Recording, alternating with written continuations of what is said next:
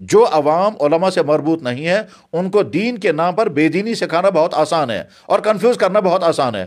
چنانچہ آج کے زمانے میں وہ تمام لوگ جو صحیح علماء سے جڑے ہوئے نہیں ہیں، وہ جب دین کی بات سنتے ہیں کسی ایسے آدمی سے جو صحیح عالم نہیں ہے تو کنفیوز ہو جاتے ہیں، اور وہ طرح طرح کی غلط خیالات کے شکار ہوتے ہیں، اور ساتھ میں سمجھتے ہیں کہ ہم دین فالو کر رہے ہیں۔ اس وقت سوشل میڈیا پر بہت سارے سکالر وہ ہیں جو دین کے نام پر وہ چیز لا رہے ہیں جو دین نہیں ہے، مگر وہی لوگ متاثر ہو جاتے ہیں جو علماء سے دور ہیں۔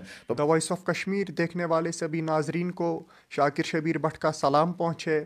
آج ہمارے ساتھ جو مہمان گفتگو موجود ہے کسی بھی تعارف کے محتاج نہیں ہے، مفتی نذیر احمد قاسمی صاحب ہمارے ساتھ موجود ہے۔ السلام علیکم مفتی صاحب۔ وعلیکم السلام ورحمۃ اللہ وبرکاتہ۔ مفتی صاحب اولاً ہم آپ کے مشکور و ممنون ہیں، آپ نے دا وائس آف کشمیر کی ٹیم کو اپنا قیمتی وقت دیا، اس چیز کے لیے ہم آپ کے شکر گزار ہیں۔ مفتی صاحب، دور حاضر میں علماء کرام اور عام لوگوں کے بیچ ایک خلا پائی جاتی ہے جس میں عام لوگ علماء کرام سے اپنے مسئلہ و مسائل لے جانے کے بجائے یہ سوشل میڈیا کا استعمال کرتے ہیں، سوشل میڈیا پہ ان کے جوابات تلاش کرتے ہیں اور پھر خود ہی ان کو اپنے آپ پہ لاگو بھی کرتے ہیں۔ علماء کرام کے پاس اپنے مسئلے مسائل نہیں لے جاتے ہیں، اس کے بارے میں اپنی رائے بتائے۔ یہ آپ کا سوال انتہائی اہم اور بہت ہی وسیع پس منظر رکھنے والا، بلکہ یوں کہیے کہ پورے عالم کے تمام انسانوں کی صورتحال کی عکاسی کرنے والا سوال ہے۔ یہ بات بالکل صحیح ہے کہ عوام کا بہت بڑا طبقہ علماء سے دور ہے، اور علماء بھی جو ہیں وہ عوام کے اتنے قریب نہیں جتنا قریب ہونا چاہیے، لیکن یہ ایبسولوٹلی صحیح نہیں ہے۔ ہم جب عوامی مجلسوں میں جاتے ہیں تو وہاں ہم دیکھتے ہیں کہ عوام کتنا علماء سے قریب ہے۔ ہمارے دینی بڑے بڑے جلسے ہوتے ہیں، جمعے کے بیانات ہوتے ہیں، آج کل رمضان شریف میں راتوں میں اجتماعات ہوتے ہیں، اور کس طرح سے جو صحیح اور مضبوط علماء ہیں عوام کس طرح سے ان کے قریب ہے اور کس طرح سے ان سے قریب آ کر کے دین ان سے سنتی ہے، سیکھتی ہے۔ بہرحال یہ بات تو طے ہے کہ عوام کا بہت بڑا طبقہ علماء سے دور ہے، اور اس میں بھی کوئی شک نہیں ہے کہ عوام کا بہت بڑا طبقہ علماء سے قریب ہے۔ ویسے اللہ کے نبی علیہ السلام نے فرمایا کہ میری امت کے دو طبقے اگر درست ہوئے تو میری امت کے اندر سدھار ہی سدھار ہوگا، ایک علماء کا طبقہ اور ایک حکمرانوں کا طبقہ۔ یہ دو طبقے اگر صحیح رہے تو امت کے لیے خیر ہی خیر ہوگا، اور ان دو طبقوں میں اگر خرابی آ گئی تو امت کے اندر خرابی ہے۔ اس سلسلے میں ایک طرف سے علماء کی ذمہ داری ہے کہ وہ اپنے اندر وہ کوالٹی پیدا کریں جس کی امت کو آج ضرورت ہے۔ ان کا علم مضبوط ہو، ان کا کردار صحیح ہو، ان کا بات کرنے کا سلیقہ ہو، وہ آج کے لینگویج میں آج کے مسلمان کو، خصوصاً آج کے جوان کو دین سمجھانے کی صلاحیت رکھتے ہوں، وہ آج کے مزاج کو سمجھیں اور دین کے اندر ترجیحات کیا ہیں، یعنی اس وقت امت کو کن چیزوں کی ضرورت ہے، انہی مسائل کو لیں، اور ان مسائل کو لے کر کے میٹھے انداز میں، کڑوے انداز میں نہیں، کرٹیسزم کے انداز میں نہیں، حملہ کرنے کے انداز میں نہیں، بلکہ ہمدردی کے ساتھ۔ جیسے ایک ڈاکٹر جو ہمدرد ڈاکٹر ہوتا ہے وہ سرجری کرتے ہوئے اپنے پیشنٹ کے ساتھ ہمدردی کا رویہ برتتا ہے، مگر ساتھ میں سرجری بھی کرتا ہے، تو ٹھیک اسی طرح سے آج کے علماء کو اپنے اندر بہت ساری کوالٹیز پیدا کرنی ہوں گی، اور وہ نئی نہیں ہیں، یہ وہی کوالٹیز ہیں جو ہمارے اسلاف کے اندر پائی جاتی تھی۔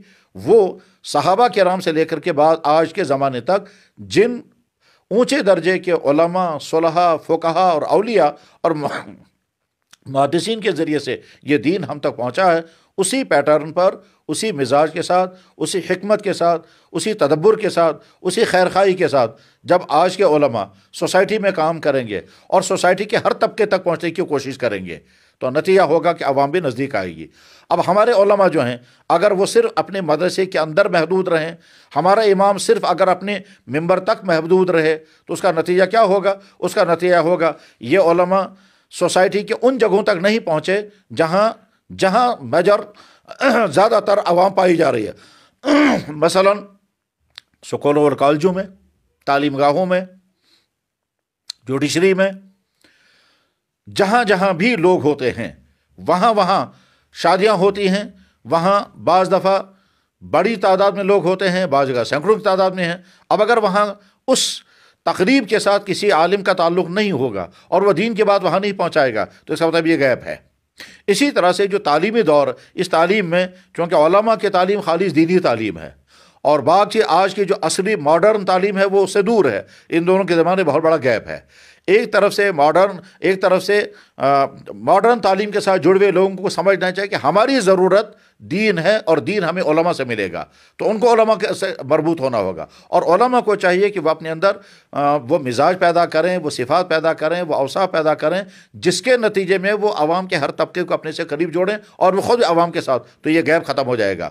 باقی یہ بہت زیادہ ضروری ہے. اگر علماء اور عوام کا گیپ ختم نہیں ہوا تو یہ سمجھیے ایک وہ سازش ہے، جو سازش بہت طویل عرصے سے دنیا میں چل رہی ہے. کسی طرح سے مسلمان عوام علماء سے کٹ جانی چاہیے. اس کے بعد پھر مسلمان عوام کو گمراہ کرنا بہت آسان ہے. کیوں؟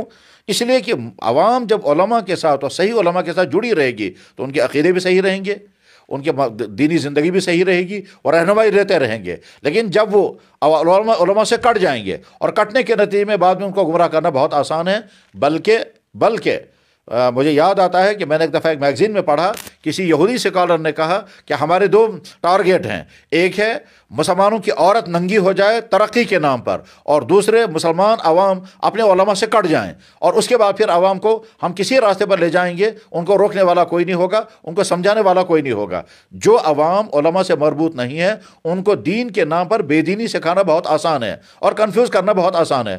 چنانچہ آج کے زمانے میں وہ تمام لوگ جو صحیح علماء سے جڑے ہوئے نہیں ہیں، وہ جب دین کی بات سنتے ہیں کسی ایسے آدمی سے جو صحیح عالم نہیں ہے تو کنفیوز ہو جاتے ہیں اور وہ طرح طرح کی غلط خیالات کے شکار ہوتے ہیں اور ساتھ میں سمجھتے ہیں کہ ہم دین فالو کر رہے ہیں.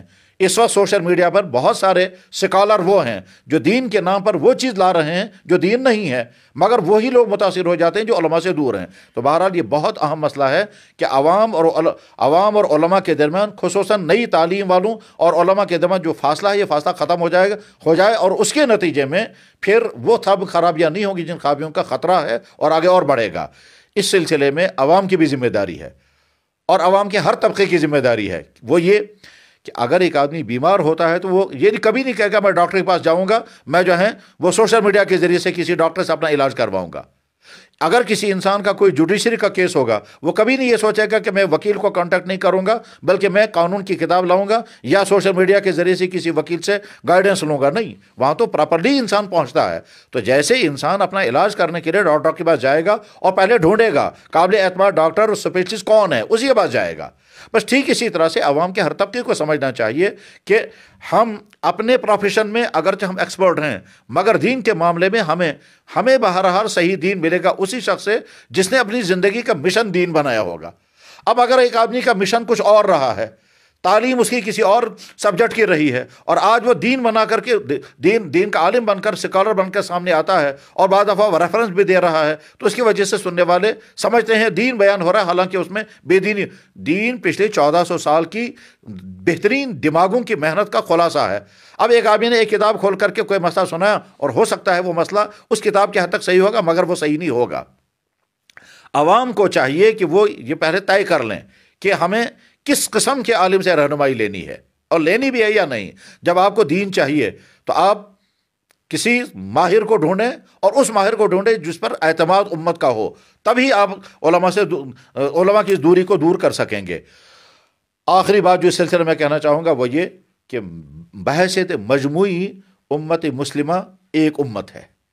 اس میں ہمارا وہ مسلمان بھائی بھی ہے جو دنیاوی اعتبار سے کسی اونچے عہدے پر ہے، ہمارا وہ مسلمان بھائی بھی ہے جو کسی بھی پروفیشن کے ساتھ ہے، ہمارا وہ مسلمان بھائی بھی ہے جو کسی بھی فیلڈ کا بہت اچھا سکالر ہے، ہمارا وہ مسلمان بھائی بھی ہے جو مالدار ہے مگر پڑھا لکھا نہیں ہے، ہمارا وہ مسلمان بھائی بھی ہے جو بالکل نچلے طبقے کا ہے. یہ ساری مل کر کے ایک امت بنی ہے اور یہ ایک امت ہے. اس پوری امت کو مل کر کے سوچنا ہے کہ ہمیں اپنے اسلام کے مطابق زندگی گزارنی ہے ایک، اور دوسرے دنیا کی قوموں کے سامنے یہ اسلام کا نظام رحمت لانا ہے تو کس طرح سے لانا ہے. جب امت مسلمہ کا ہر طبقہ اس مشن کو سمجھے گا، اور مشن ہے 2، نمبر 1 ہمیں مسلمان بن کر جینا ہے، نمبر 2 ہم کو اسلام کا نمائندہ بن کر کے رہنا ہے، اور دوسری قوموں تک ہمیں اسلام کا وہ پیغام پہنچانا ہے جو اسلام کا اصل پیغام ہے. بہت تعجب کی بات یہ ہے کہ جو بھی نئے مسلمان ہم سے ملتے ہیں وہ فوراً یہی سوال کرتے ہیں. مسلمانوں کا ظلم یہ ہے کہ وہ اپنا دین ہم تک نہیں پہنچاتے ہیں، خود بھی دین کی زندگی نہیں گزارتے ہیں اور ہم تک بھی دین نہیں پہنچاتے ہیں. جتنے بھی ریورٹ ہو کر کے آتے ہیں وہ عموماً یہی سوال کرتے ہیں کہ مسلمانوں کی زندگی صحیح نہیں ہے. اور وہ مسلمان کے ہر طبقے کا. اگر مسلمان اپنا مشن سمجھیں کہ ہم مسلمان ہیں اور مسلمان بن کر ہمیں زندگی گزارنی ہے, ہم دنیا کے تمام انسانوں کے لیے رحمت بنیں گے, اور ساتھ میں جو اللہ نے ہم کو خوبصورت ترین اور اس دنیا کا سچا دین عطا کیا ہے, یہ دنیا کی دوسری قوموں تک ہم کو پہنچانا ہے, اور وہ بھی محبتوں کے ساتھ پہنچانا ہے, سب پیار کے ساتھ پہنچانا ہے.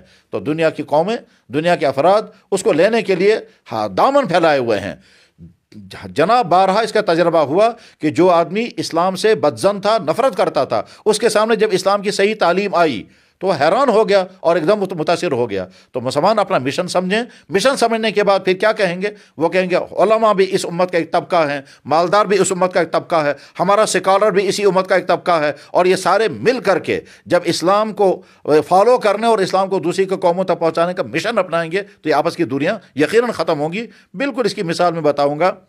شہد کی مکھی شہد تیار کرتی ہے اور اس کے الگ الگ یونٹ ہوتے ہیں. ان کی کالونی بنانے کا ڈپارٹمنٹ الگ ہے. شہد کی مکھی کا ایک ڈپارٹمنٹ الگ ہے جو صرف رس لے کر کے آتے ہیں.